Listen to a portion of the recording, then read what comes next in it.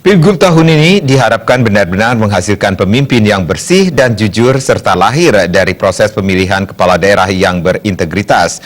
Terkait hal tersebut, Partai Nasdem mendeklarasikan gerakan moral Barisan Rakyat Saksi Semesta Barasita untuk mengajak masyarakat terlibat aktif melakukan pengawasan di TPS. Deklarasi Barasita diadakan di Taman Titibanda, Denpasar.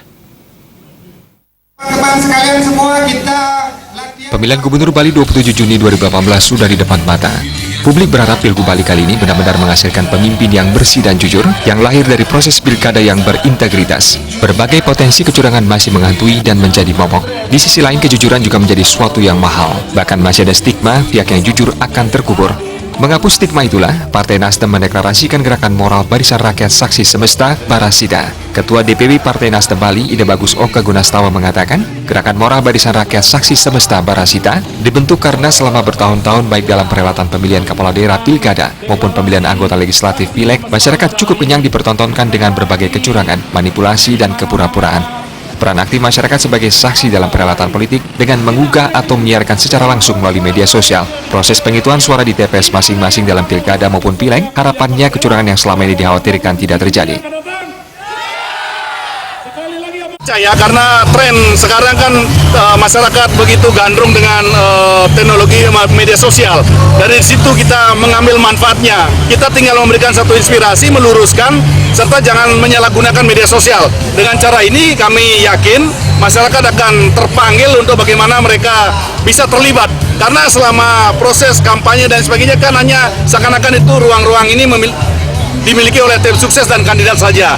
Nah, inilah saatnya masyarakat memiliki kesempatan di ujung proses demokrasi ini, khususnya untuk Pilgub Bali, mereka punya peran utama dan Nasdem mendorong ini sebagai satu hal kesempatan terbaik bagi masyarakat untuk ikut menentukan dengan cara mengamankan TPS melalui publikasi serta live di media sosial yang akan meyakinkan masyarakat bahwa apa yang terpilih itu adalah sudah merupakan satu proses demokrasi yang dilaksanakan dengan baik.